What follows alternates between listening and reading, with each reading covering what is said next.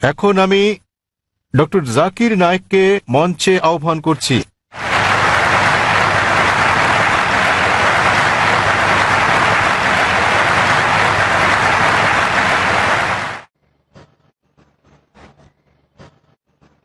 আলহামদুলিল্লাহ ওয়াসসালাতু ওয়াসসালাম আলা রাসূলিল্লাহ ওয়া আলা আলিহি ওয়া সাহবিহি আজমাইন, আম্মা বাদ। আউযু বিল্লাহি মিনাশ শাইতানির রাজীম। বিসমিল্লাহির রহমানির রহিম। ওয়া মান আহসানু ক্বাওলাম মিম্মান দাআ ইলাল্লাহি ওয়া আমিলা সলিহান ওয়া ক্বালা ইন্নানি মিনাল মুসলিমিন। রাব্বি ইশরাহ লি সাদরি ওয়া ইয়াসসির লি আমরি ওয়াহলুল উকদাতাম মিন লিসানি ইয়াফকাহু কাওলি। শ্রদ্ধেয় গুরুজনেরা এবং আমার প্রিয় ভাই বোনেরা, আমি আপনাদের স্বাগত জানাই ইসলামিক সম্ভাষণে।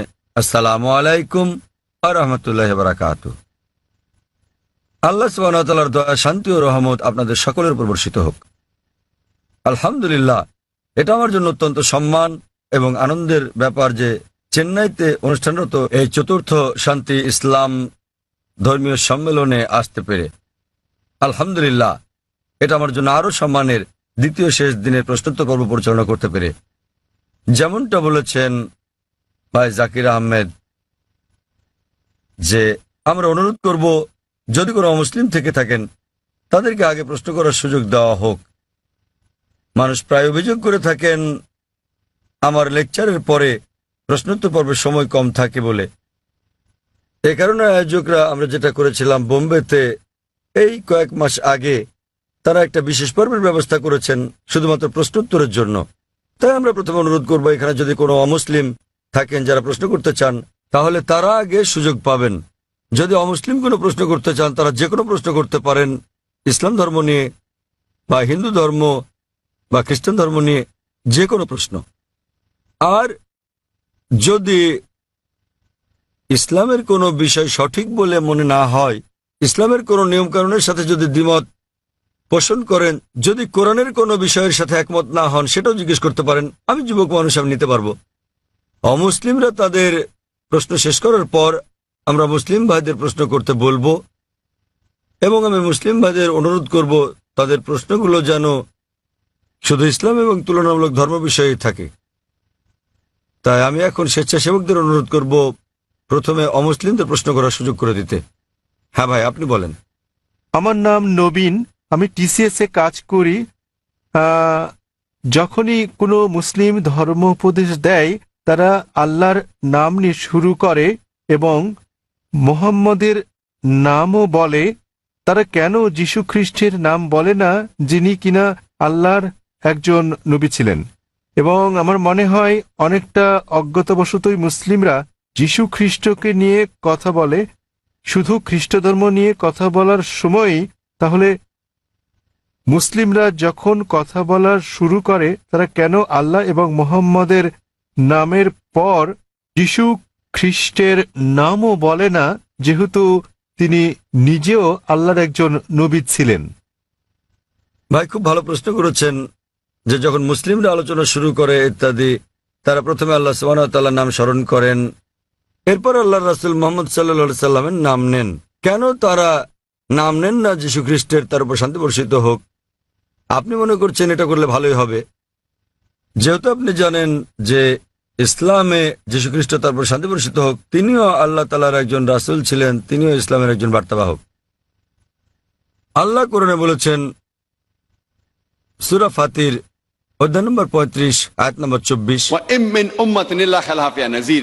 এমন একটিও জাতি বা গোষ্ঠী নেই যাদের প্রতি আমি সতর্ককারী পাঠাইনি। আল্লাহ বলেন সূরা রাদ অধ্যায় 13 আয়াত নম্বর 7, ওয়া লিকুল্লি কওমিন হাদ। এবং প্রত্যেক জাতির প্রতি আমি একজন সতর্ককারী, একজন পথপ্রদর্শক পাঠিয়েছি। নামানুসারে কোরআনে মাত্র 25 জন নবীর কথা উল্লেখ রয়েছে,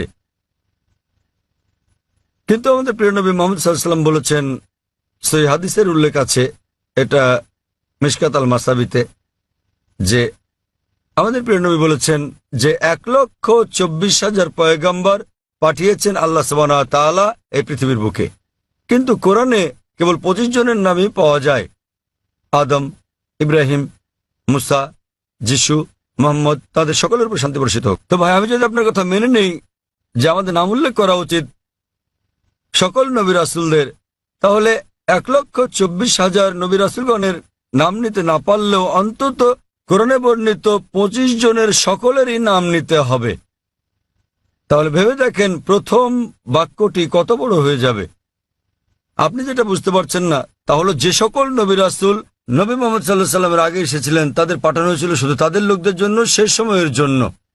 উদাহরণস্বরূপ কোরআনে আছে যীশু খ্রিস্ট তার উপর শান্তি বর্ষিত হোক, এটার উল্লেখ আছে সূরা সাফ অধ্যায় নম্বর 61 আয়াত নম্বর 6 যে তাকে পাঠানো হয়েছিল বনী ইসরায়েলের জন্য একজন দূত হিসেবে। এটা উল্লেখ আছে সূরা আলে ইমরানেও অধ্যায় নম্বর 3 আয়াত নম্বর 49 যে যীশু খ্রিস্টকে তারপর শান্তি বর্ষিত হোক পাঠানো হয়েছিল একজন দূত হিসেবে বনী ইসরায়েলের সন্তানদের জন্য। সুতরাং মুহাম্মদ সাল্লাল্লাহু আলাইহি ওয়াসাল্লামের আগে যারা এসেছেন সকল নবী রাসূলগণকে পাঠানো হয়েছিল তাদের নিজেদের লোকদের জন্য, সেই সময়ের জন্য। কিন্তু যেহেতু মুহাম্মদ সাল্লাল্লাহু আলাইহি সাল্লাম সর্বশেষ ও চূড়ান্ত নবী ছিলেন, তাকে শুধু আরব বা মুসলিমদের জন্য পাঠানো হয়নি, তাকে পাঠানো হয়েছিল সমগ্র মানব জাতির জন্য।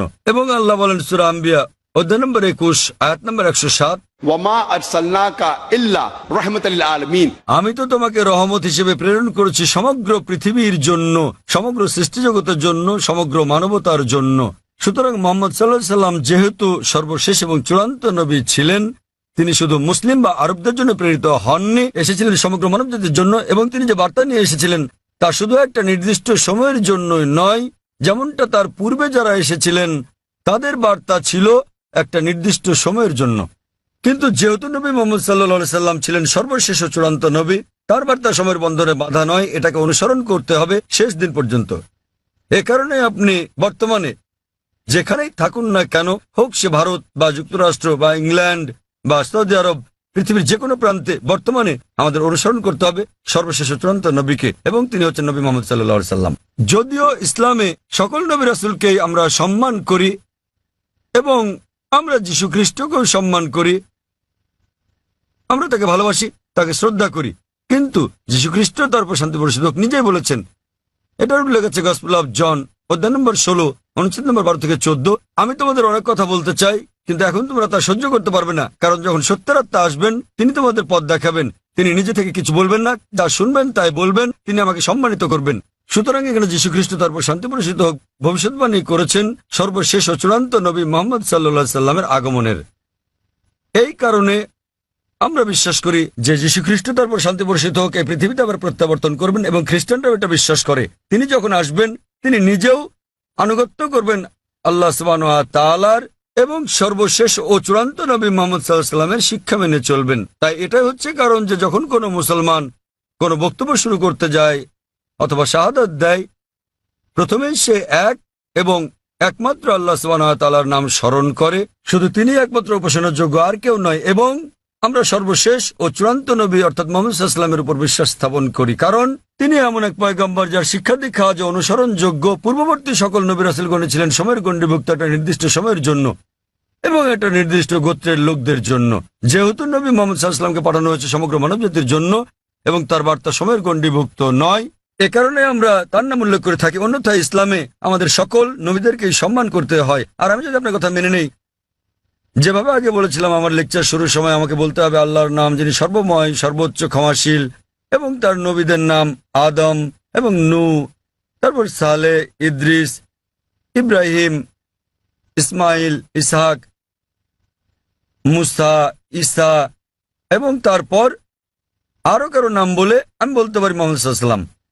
আমরা যখনই মুহাম্মদ সাল্লাল্লাহু আলাইহি সাল্লামের নাম উল্লেখ করি অন্য সকল নবীরা হয়তো অন্তর্ভুক্ত হন, কেননা এই কিতাব পবিত্র কোরআন যা কিনা নাজিল হয়েছিল নবী মুহাম্মদ সাল্লাল্লাহু আলাইহি সাল্লামের উপর, এখানে বলা আছে যে প্রত্যেক মুসলমানের দায়িত্ব আল্লাহ সুবহানাহু ওয়া তাআলার সকল নবী রাসূলগণকে সম্মান করা, এমনকি যদিও তাদের নাম পবিত্র কোরআনে উল্লেখ নাও থাকে। সুতরাং আমরা তাদের ভালোবাসি, তাদের সম্মান করি, কিন্তু আমাদেরকে নাম নিতে হবে সর্বশেষ ও চূড়ান্ত নবীরই, যেহেতু তার বাণী আজও অনুসরণ করা হচ্ছে। আশা করি উত্তরটা পেয়েছেন। এখানে কি কোনো অমুসলিম ভাই আছেন মাঝখানের মাইকে? তামিল? হ্যাঁ, কেউ কি উনার কথা অনুবাদ করে দিতে পারবেন? তিনি তামিল ভাষায় কিছু বলতে চাচ্ছেন। এখানে কোনো অনুবাদক আছেন? আমরা চাই উনার প্রশ্নটি যথাযথভাবে অনুবাদ করা হোক, তাকে তামিল ভাষাতেই প্রশ্নটি করতে দিন, অনুবাদক সেটাকে বাংলায় করবেন। எனது பெயர் அல்போன்ஸ். நான் கிறிஸ்தவ மதத்தை சார்ந்தவர். சென்னை பெரம்பூரிலிருந்து வருகிறேன். நான் இஸ்லாம் மதத்தினுடைய வீட்டிற்கு சென்று பீஸ் டிவி தங்களது பீஸ் டிவியில் இஸ்லாம் மதத்தின் அனைத்து விஷயங்களையும் பார்ப்பேன். 7,000 ரூபாய் கட்டினால் மட்டுமே பீஸ் டிவி சேனல் தெரியும் என்ற நிலைக்கு உள்ளது. ஆதலின் ஏன் இதை கேபிளில் ஒளிபரப்ப தங்கள் মதத்தை ஒளிபரப்பக்கூடாது என்று নিனைக்கின்றேன். তার প্রশ্নটি হল পিস টিভির সম্প্রচার বিষয়ে। তিনি জিজ্ঞাসা করেছেন কেন পিস টিভি, কেবল টিভি বা অন্যান্য স্থানীয় কেবল চ্যানেলে সম্প্রচার হয় না। তিনি একজন খ্রিস্টান এবং তাকে একজন বন্ধুর বাসায় গিয়ে এই চ্যানেলটি দেখতে হয়। ভাই প্রশ্ন করেছেন যে তিনি একজন খ্রিস্টান এবং তিনি জানেন যে পিস টিভি স্যাটেলাইটের মাধ্যমে সম্প্রচার করা হয়, কেন কেবল অপারেটররা তাদের চ্যানেলে পিস টিভিকে রাখেন না? ভাই, এটা কেবল অপারেটরদেরকে জিজ্ঞেস করতে হবে। আমরা যা করছি তাহলে আমরা খেয়াল রাখছি যে পিস টিভি চালু আছে এবং এটা পৃথিবীর যে কোনো প্রান্ত থেকে দেখা যায় কিনা। আলহামদুলিল্লাহ, আমরা পিস টিভির 6টি আলাদা স্যাটেলাইট থেকে সম্প্রচার করছি এবং এটা পুরো পৃথিবী জুড়ে পৌঁছে যাচ্ছে। এশিয়া, মধ্যপ্রাচ্য, আফ্রিকা, অস্ট্রেলিয়া, ইউরোপ, উত্তর আমেরিকা, দক্ষিণ আফ্রিকা, সমগ্র বিশ্ব জুড়ে। আর ভারতের বিভিন্ন জায়গায় কেবল অপারেটররা পিস টিভিকে তাদের তালিকায় যোগ করেছেন, কেউ কেউ করছেন না। আপনি তাদেরকে জিজ্ঞেস করতে পারেন কেন তারা পিস টিভিকে তাদের তালিকায় যোগ করছেন না। আর দ্বিতীয়ত, কেউ যদি পিস টিভি দেখতে চান পৃথিবীর যে কোনো প্রান্ত থেকে, তিনি একটা ব্যক্তিগত ডিশ লাগিয়ে নিতে পারেন। বড় জোর 6,000 রুপি খরচ হবে। $150 খরচে পৃথিবীর যে কোনো প্রান্ত থেকে ডিশ এবং ডিকোডার বসালে এটা ফ্রি টু এয়ার চ্যানেল, আপনি এটা দেখতে পারবেন।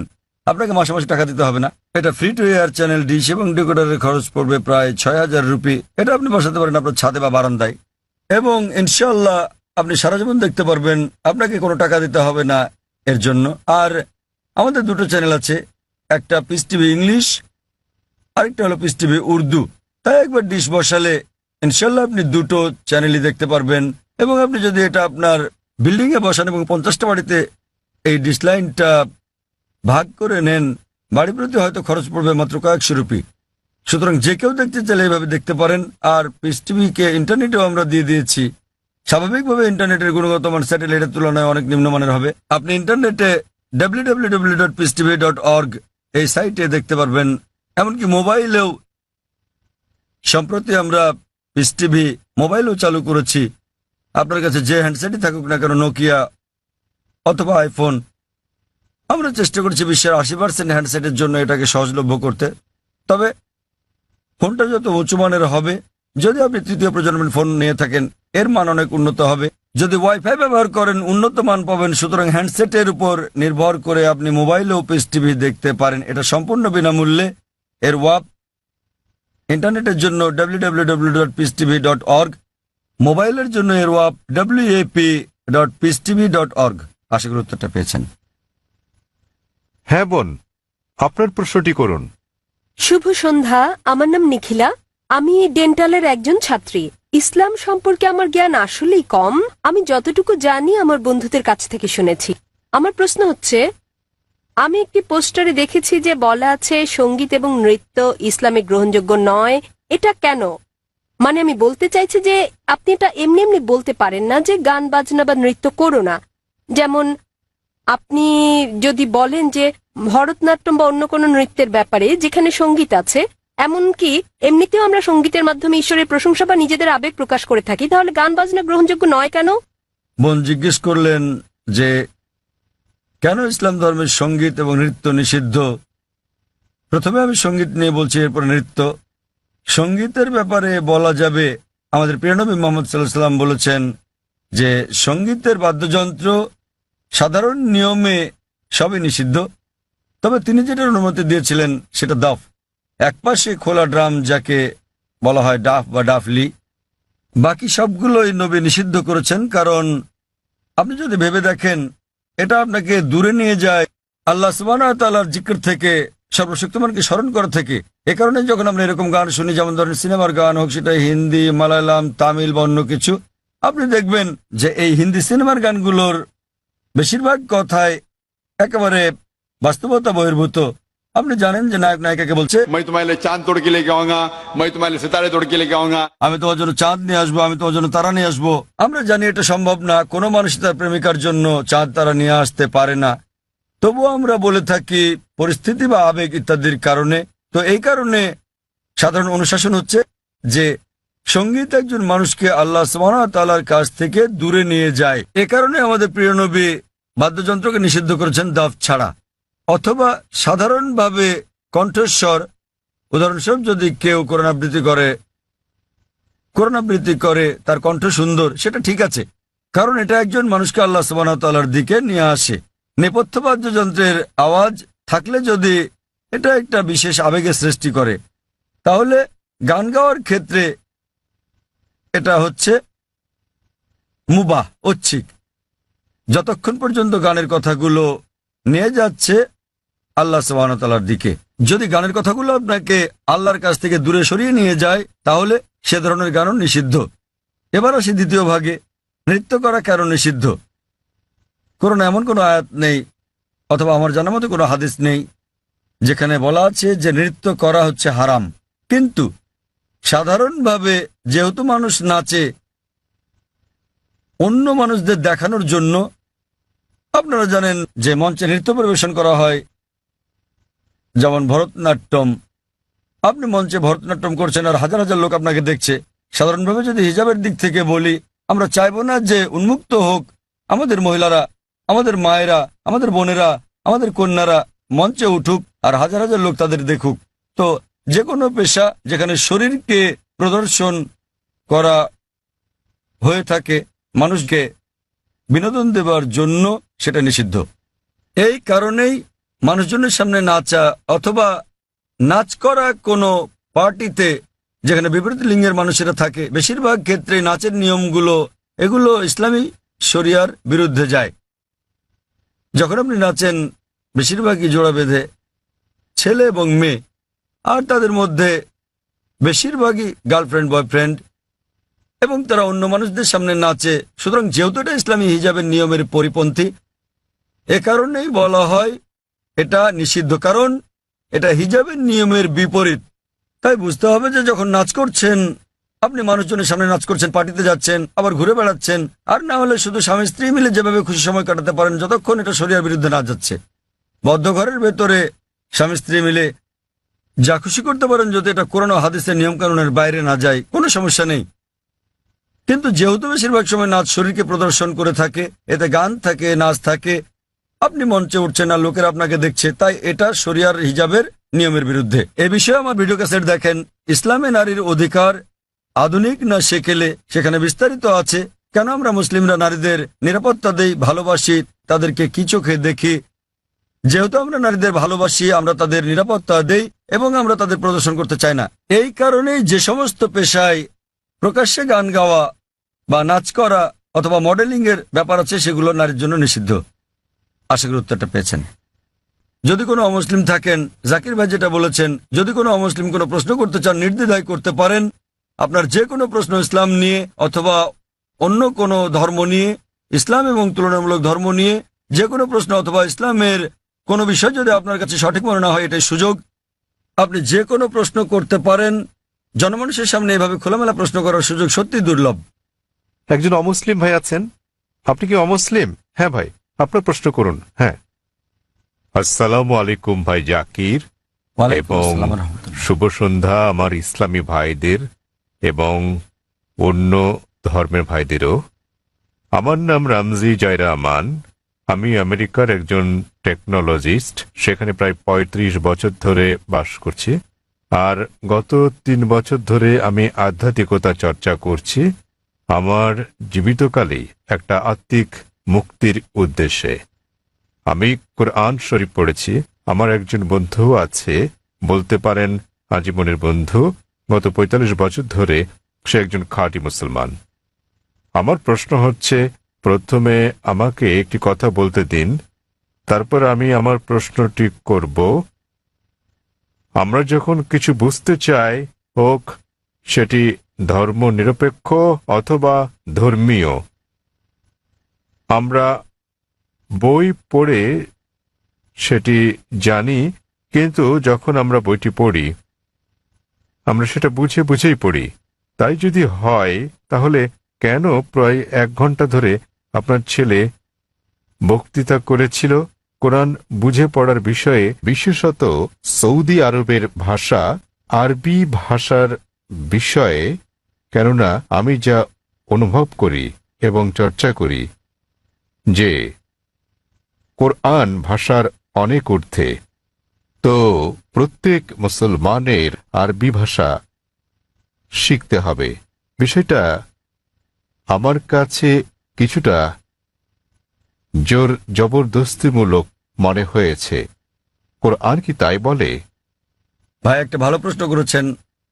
বললেন যে তিনি আধ্যাত্মিকতা শিখতে চান এবং তিনি কোরআন পড়েছেন, কিন্তু তিনি বুঝতে পারেননি যে কেন একটা বক্তৃতা যা ফারিক নায়েক করেছিল আমার ছেলে কোরআন বুঝে পড়ার জন্য আরবি ভাষা শেখার গুরুত্ব নিয়ে, আর এটা কেন আবশ্যিক।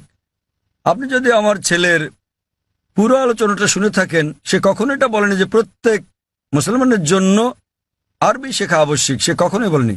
আরবি জানাটা বেহেশতে যাওয়ার জন্য পূর্ব শর্ত নয়, কারণ আমি নিজেও আরবি জানি না। আমি নিজেও আরবি একটা ভাষা হিসেবে শিখিনি, এদিক সেদিকে একটু একটু বুঝতে পারি। আমি আরবি ভাষা জানি না, কিন্তু আমার ছেলে জানে মাশাআল্লাহ, সে আমার চেয়ে ভালো জানে। সে কোরআন সরাসরি অনুবাদ করতে পারে, আমি পারি না। কিন্তু তার আলোচনায় যদি আপনি শুনে থাকেন, সে বলেছিল যে যদি আপনি আরবি না জানেন কমপক্ষে অনুবাদটা পড়েন। তো তার বক্তব্য ছিল কোরআন বুঝে পড়া উচিত, আর প্রশ্ন ছিল আল কোরআন কি বুঝে পড়া উচিত, হ্যাঁ অথবা না? আর উত্তর ছিল হ্যাঁ। সে আবশ্যক। সে বলেছিল আপনার কমপক্ষে অর্থ বুঝে পড়া উচিত কোরআন, আর কোরআন বুঝে পড়ার সবচেয়ে ভালো উপায় হচ্ছে আরবিকে ভাষা হিসেবে শেখা। আপনি যখনই কোনো বই অনুবাদ করেন, কোনো সাধারণ বই অনুবাদ করতে গেলে অনুবাদটা কখনো 100% সঠিক হবে না। এটা হতে পারে 80%, 90%, 99%। ভাষাটা যত বেশি কঠিন হবে, যত বেশি বিশুদ্ধ হবে, অনুবাদ তত বেশি কঠিন হবে। কোরআন হচ্ছে পৃথিবীর সবচেয়ে অনুবাদ অযোগ্য বই। তাই কোরআনের অনুবাদ কখনোই কোরআনের অনুরূপ হবে না, কারণ আরবি ভাষাটা এতই শক্তিশালী, এতই বিশুদ্ধ, আর এছাড়া এটা সর্বশক্তিমান আল্লাহ সুবহানাহু ওয়া তাআলার বাণী। এই কারণেই সর্বোৎকৃষ্ট উপায় হচ্ছে আরবিকে ভাষা হিসেবে শেখা। দ্বিতীয়ত, আপনি যদি আরবি ভাষা না জানেন, তাহলে সে বলেছিল যে ভাষাটা ভালো জানেন সেই ভাষায় অনুবাদটা পড়েন। আপনি ইংরেজি জানলে ইংরেজিতে পড়ুন, তামিল জানলে তামিলে পড়ুন, হিন্দি জানলে হিন্দিতে, বাংলায় জানলে বাংলায় কোরআনের অনুবাদ পড়ুন। সে যা বলেছিল তার মূল বক্তব্য ছিল কোরআন পড়ুন অর্থ সহকারে। এখন এই প্রশ্নটা একজন সাধারণ মানুষের পক্ষে খুবই স্বাভাবিক।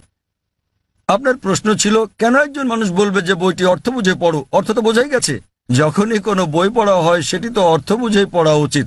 কিন্তু আপনি বুঝতে পারেননি যে মুসলিম সম্প্রদায়ের মধ্যে দুঃখজনকভাবে, যেমনটা আমার ছেলে বলেছে, যে শতকরা 80%-এরও বেশি মুসলমান আরব নন এবং তারা আরবি ভাষা জানেন না। এখানে নবীর একটা হাদিস আছে, তিনি বলেছেন যদি তোমরা কোরআন তেলাওয়াত করো তো সব পাবে। সেই কারণে বেশিরভাগ মুসলিম যখন কোরআন পড়ে তারা আরবিতেই পড়ে, কিন্তু তার অর্থটা বোঝে না। তাই এটা পৃথিবীর সবচেয়ে বেশিবার পড়া বই, কিন্তু একই সাথে অর্থ না বুঝে সবচেয়ে বেশিবার পড়া বই ওটি। তো আমার ছেলে বলেছিল আরবি অংশটা পড়ার পরে যা বেশিরভাগ অমুসলিমই বোঝেন না, অন্তত সেই অংশের অনুবাদটা পড়েন সেই ভাষায়, যে ভাষাটা আপনি ভালো বোঝেন। সে জোর দিচ্ছিল যে কোরআন নির্দেশনামূলক গ্রন্থ, এটি সর্বশক্তিমান আল্লাহর গ্রন্থ।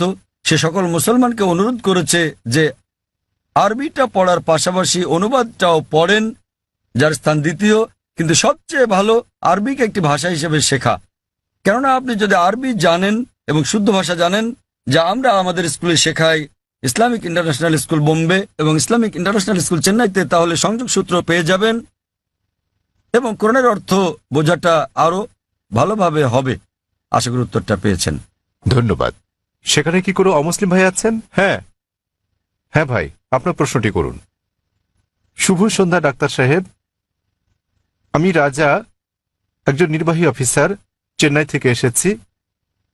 প্রশ্ন করার আগে আমি একটি উদাহরণ দেব, তারপর আমি আমার প্রশ্নটি করব। বিজ্ঞানীরা অনেক ধরনের জিনিস আবিষ্কার করেছেন মানব জাতির জন্য। উদাহরণস্বরূপ বলা যায় আলেকজান্ডার গ্রাহাম বেল টেলিফোন আবিষ্কার করেছেন, কিন্তু আলেকজান্ডার গ্রাহাম বেলের সময় ফোন ছিল অন্য রকম। কিন্তু এখন আমাদের এই আধুনিক 24 শতকে আমরা ব্যবহার করছি মোবাইল, ইমেইল পাঠাচ্ছি, ইন্টারনেট, ফ্রিল্যান্স, ছবি, সারা বিশ্ব জুড়েই।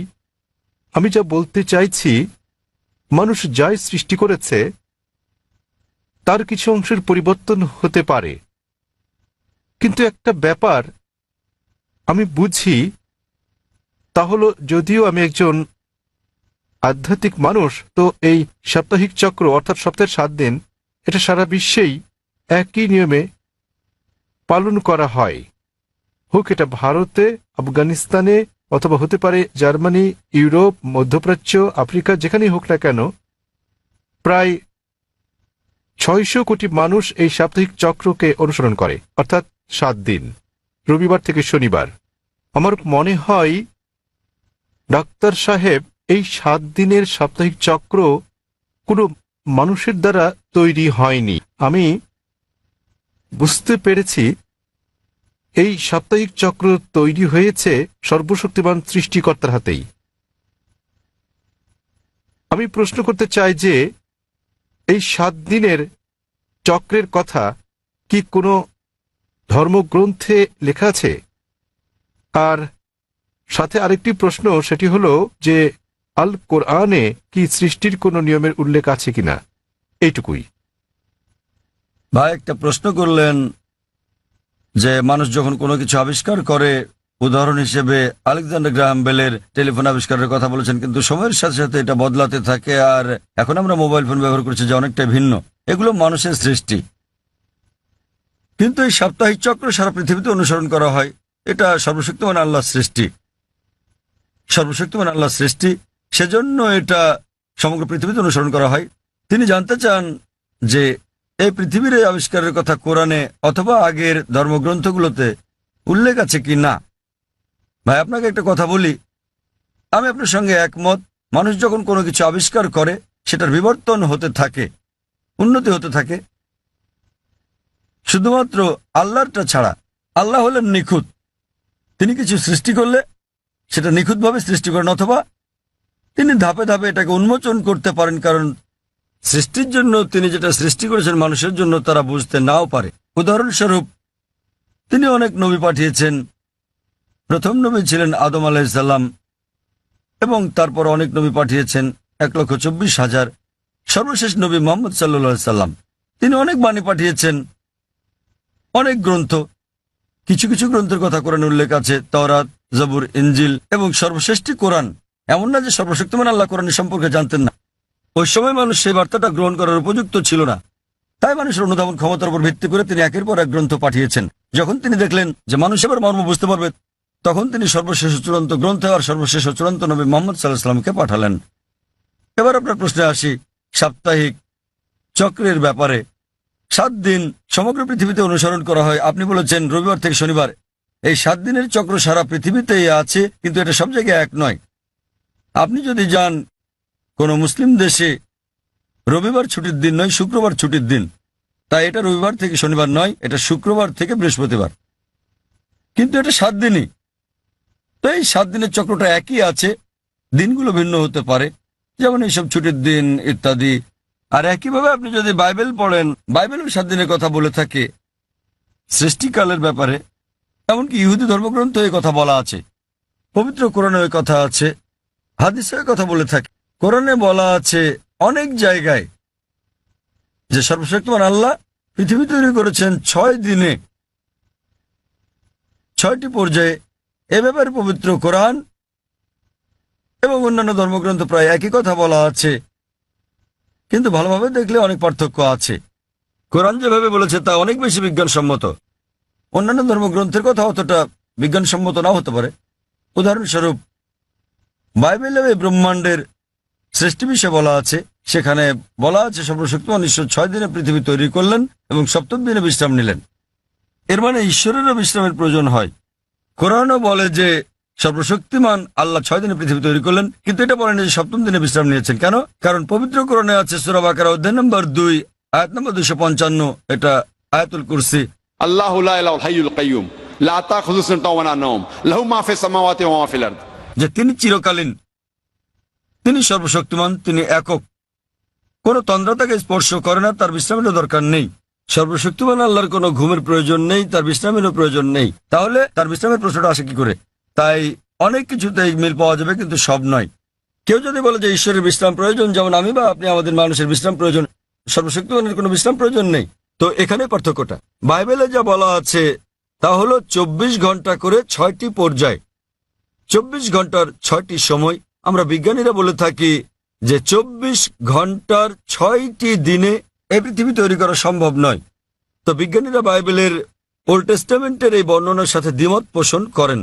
আর কোরআনের কথায় আসি, কোরআন কখনোই বলেনি যে সর্বশক্তিমান আল্লাহ 24 ঘন্টার 6 দিনে এটা তৈরি করেছেন। আরবি শব্দ ইয়াম, বহুবচনে আয়াম, যা কোরআন উল্লেখ আছে, এর দুটো মানে আছে। ইয়মের একটা মানে হলো সাধারণ 24 ঘন্টার একদিন বলতে যা আমরা বুঝি, আরেকটা মানে হচ্ছে পর্যায়। এটা যে কোনো দৈর্ঘ্যের হতে পারে, যেমন একটা যুগ। আর বিজ্ঞানীদের এটা মেনে নিতে কোনো সমস্যা নেই যে ব্রহ্মাণ্ড 6টি যুগে তৈরি হয়েছে, 6টি দীর্ঘ সময়ে, হতে পারে লক্ষ লক্ষ বছর ধরে, তাতে কোনো অসুবিধা নেই। এখানে পার্থক্যটা। জগতের সৃষ্টির রহস্যের ব্যাপারে কোরআনে শত শত আয়াত আছে এই জগতের সৃষ্টি রহস্য নিয়ে। আমি এটার উপর একটা লেকচার দিতে পারি, কিন্তু এখানে সময় নেই। আমি শুধু কয়েকটা উদাহরণ দেব। কোরআন পৃথিবীর সৃষ্টি রহস্য নিয়ে কি বলে তাই নিয়ে সেখানে অনেক কথাই বলা আছে, কিন্তু কোরআনে যা বলা আছে এর অধিকাংশই কোরআন নাজিলের সময় আমরা জানতাম না।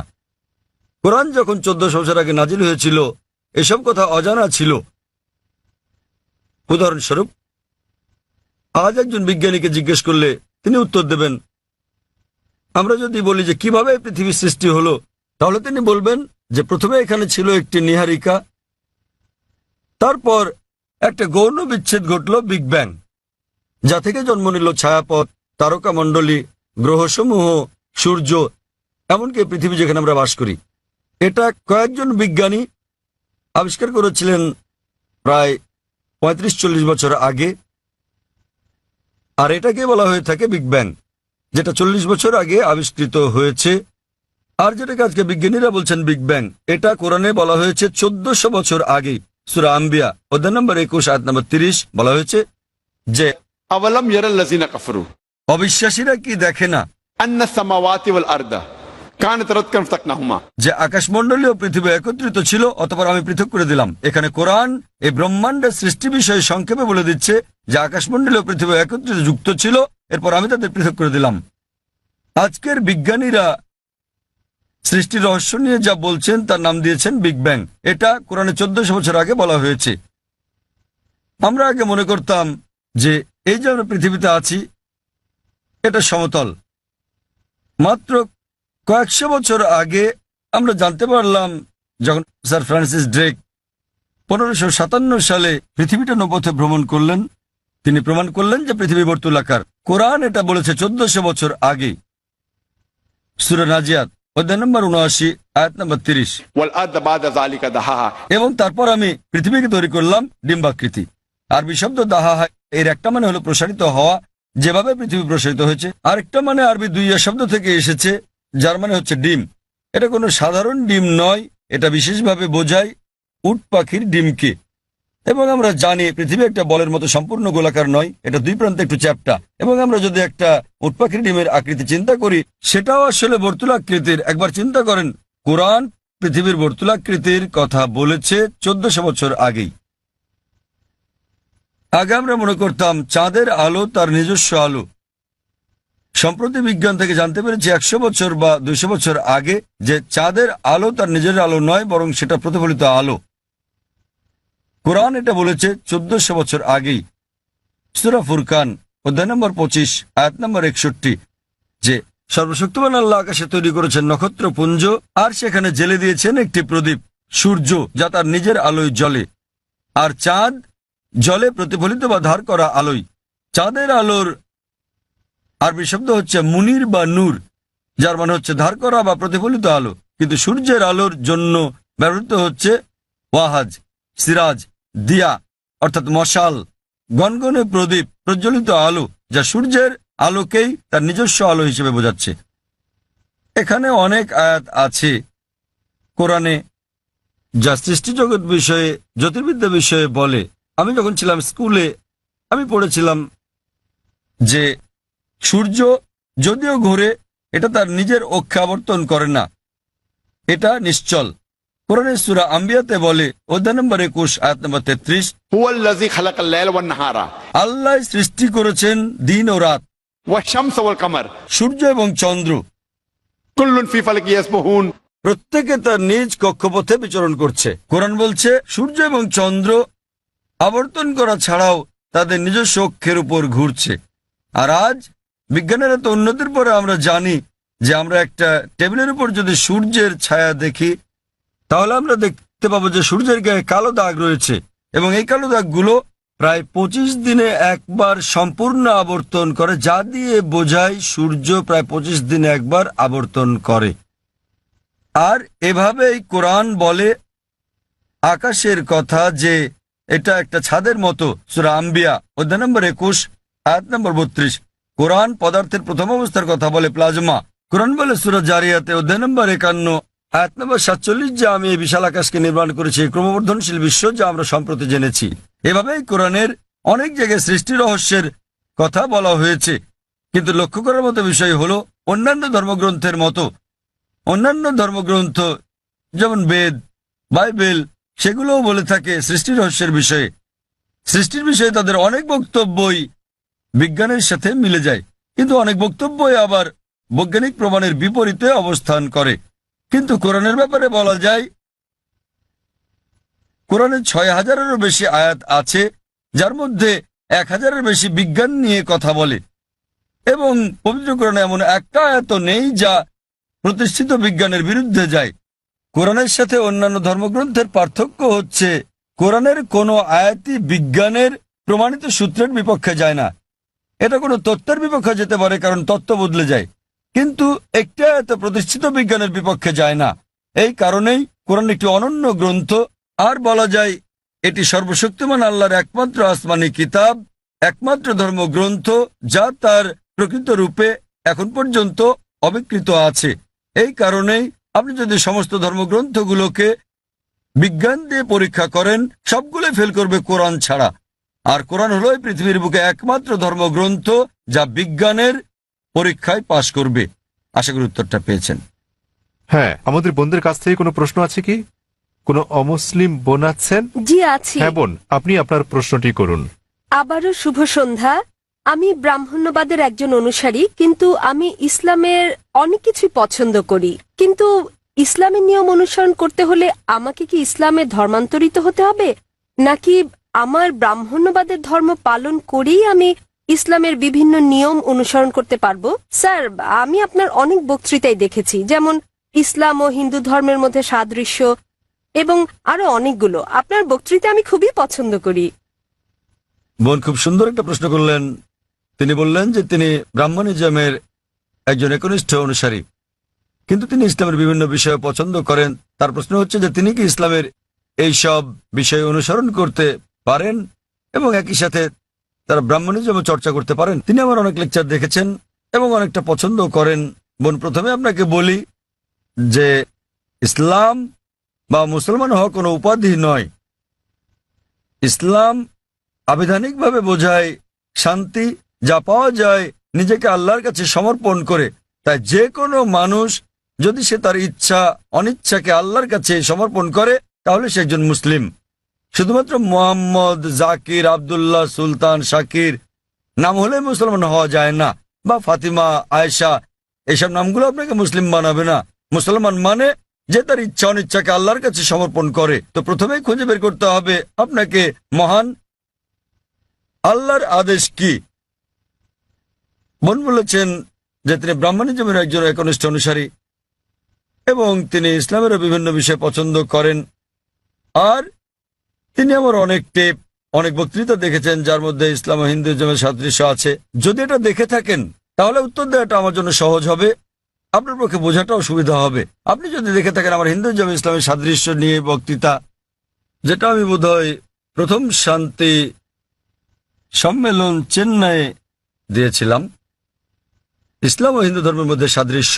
বোন, আপনি যদি ভেবে দেখেন, এমনকি যদি হিন্দু ধর্মের বইগুলোও পড়ে থাকেন, হিন্দু ধর্মগ্রন্থগুলো বলে যে নিজের ইচ্ছাকে ঈশ্বরের কাছে সমর্পণ করবেন।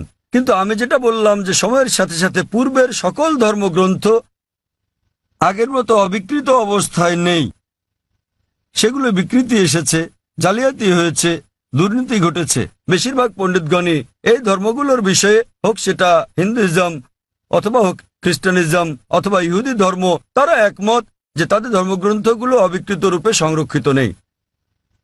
আর আপনি যদি আমার বক্তৃতা শুনে থাকেন, আমি শুরুতে যা বলেছিলাম, মহাভারত একটা গল্প যা অর্জুনের পিতামহ কর্তৃক বর্ণিত, এতে আছে ৮,০০০ শ্লোক।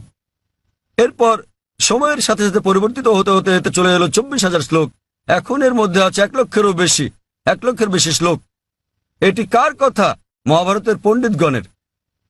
তো সময়ের সাথে সাথে সেগুলোতে হস্তক্ষেপ হয়েছে, তথ্য বিকৃতি ঘটেছে, কিন্তু তা সত্ত্বেও এরকম পরিবর্তনের পরও সবগুলো ধর্মগ্রন্থেই সর্বশক্তিমান ঈশ্বরের বাণী অবশিষ্ট রয়েছে।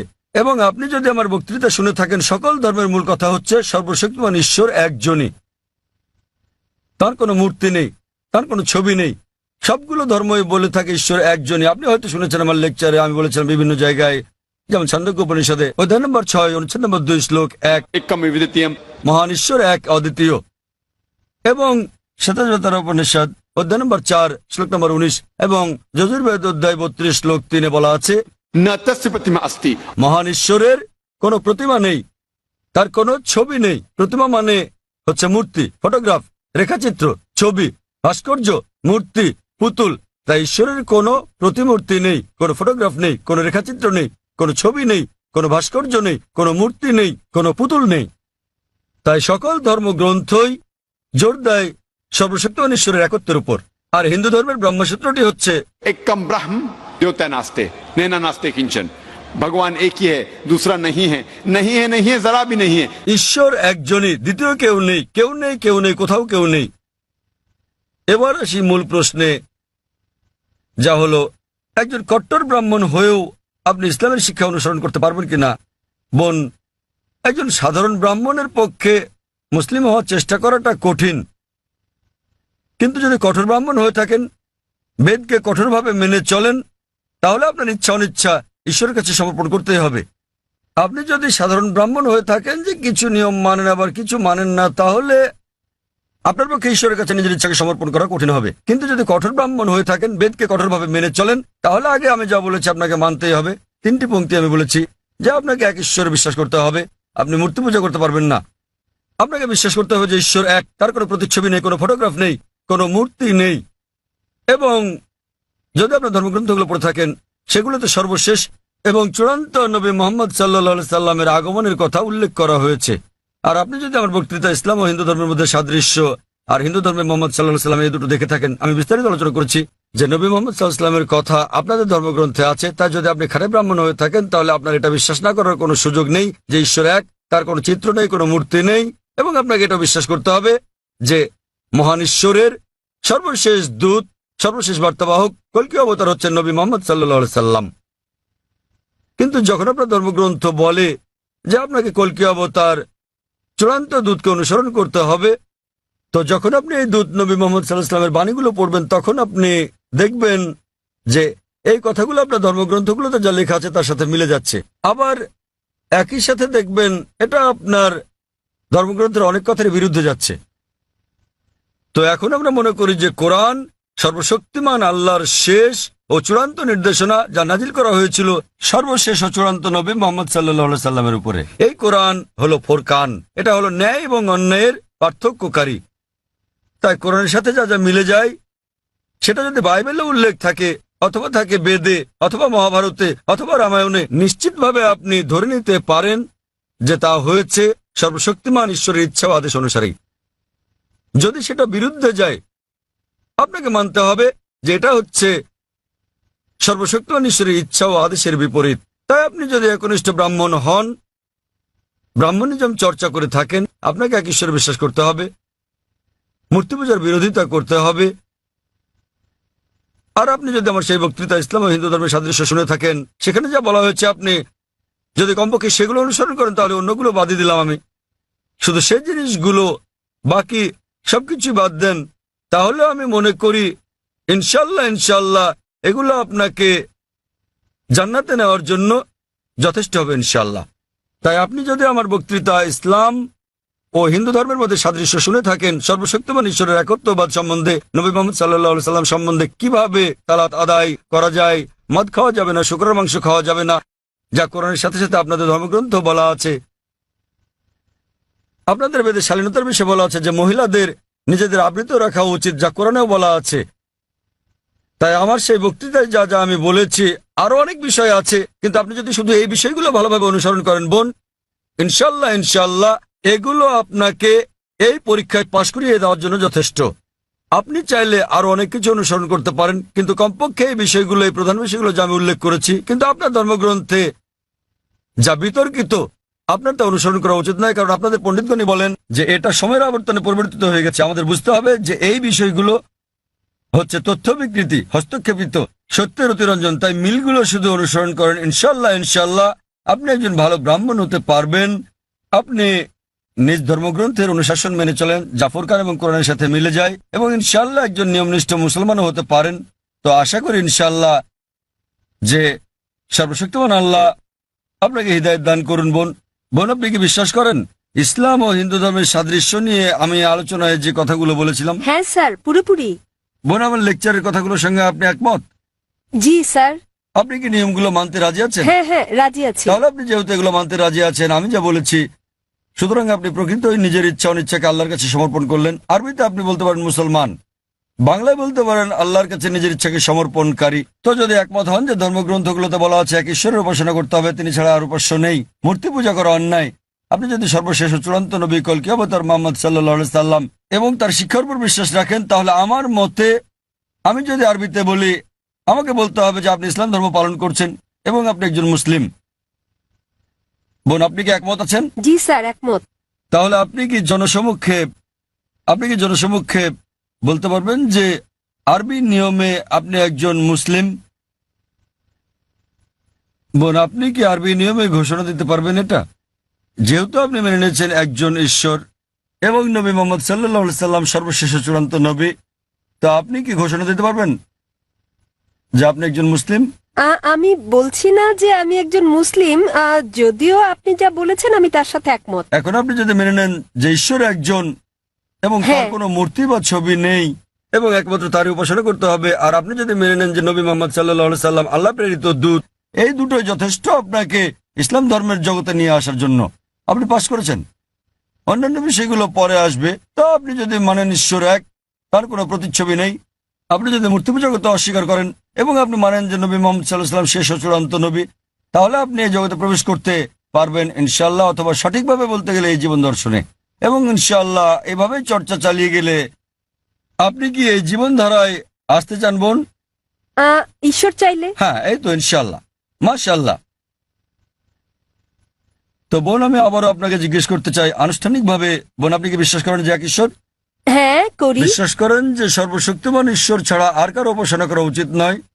হ্যাঁ। আপনি কি একমত যে মূর্তি পূজা ঠিক নয়? পুরোপুরি না হলেও কিছুটা একমত। না, দেখলেন তো, পুরোপুরি না কিছুটা, এটাই বলতে পারছেন না। আপনি এটা বলতে পারেন না যে কেকটা খেতে চাই, পেতে চাই। মূর্তি পূজা করা সঠিক নয়, নতুবা সঠিক। এর মানে ঈশ্বরের কাছে প্রার্থনার জন্য আপনার মূর্তি পূজার সাহায্য নিতে হবে না, কোনো মূর্তি পূজা করতে হবে না। আপনি কি মানেন যে ঈশ্বরের কোনো প্রতিরূপ নেই? হ্যাঁ। আচ্ছা, আপনি মানেন, এর মানে আপনি বলছেন ঈশ্বরের কোনো প্রতিমূর্তি নেই? হ্যাঁ। ঠিক আছে। আপনি কি মানেন যে নবী মুহাম্মদ সাল্লাল্লাহু আলাইহি সাল্লাম সর্বশেষ চূড়ান্ত নবী? আমি আসলে এইটুকু পর্যন্ত ভালো করে জানি না, কিন্তু অন্যগুলো আপনি যা বলেছেন আমি মানছি, কিন্তু আমি আসলেই জানি না। আপনি কি মানেন যে তিনি আল্লাহ প্রেরিত দূত? হ্যাঁ, মানি। আপনি মানেন তিনি আল্লাহর দূত? হ্যাঁ। চমৎকার, চর্চাটাই আসল। একজন নির্ভেজাল মুসলিম হওয়া সহজ কথা নয়, আমরাও চেষ্টা করছি। তো বোন, আমি যদি বলি আপনি কি আমার সাথে কালিমায়ে শাহাদা পাঠ করবেন? আপনি কি শাহাদাত পাঠ করবেন, যা আসলে আরবিতে একটা ঘোষণা, ওই একই কথা যা আমি বলেছি যে আল্লাহ ছাড়া কোনো প্রভু নেই আর নবী মুহাম্মদ সাল্লাল্লাহু আলাইহি সাল্লাম তার দূত। আরবিতে এটা বলতে চান? হ্যাঁ স্যার, বেশ, অবশ্যই। আমি আরবিতে বলবো, আপনি আমার সাথে সাথে বলবেন, আর পরে এটার অনুবাদও বলবো। ঠিক আছে। আশহাদু আশহাদু আল্লাহ আল্লাহ ইলাহা ইলাহা ইল্লাল্লাহ ইল্লাল্লাহ ওয়া আশহাদু ওয়া আশহাদু আন্না আন্না মুহাম্মাদান মুহাম্মাদান আবদুহু আবদুহু ওয়া রাসূলুহু। ওয়া রাসূলুহু। আমি সাক্ষ্য দিচ্ছি